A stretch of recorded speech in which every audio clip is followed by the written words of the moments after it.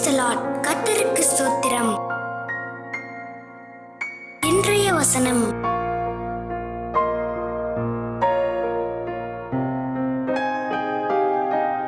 பிரசங்கி 8:11 முதல் 13 வசனங்கள்.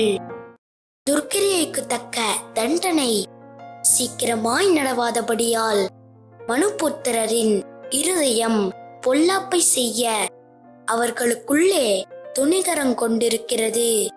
பாவி 100 தரம் பொல்லாப்பை செய்து நீடித்து வாழ்ந்தாலும் என்ன, தேவனுக்கு அஞ்சி அவருக்கு முன்பாக பயந்திருப்பவர்களே நன்றாயிருப்பார்கள் என்று அறிந்திருக்கிறேன். துன்மார்க்கனோ நன்றாயிருப்பதில்லை.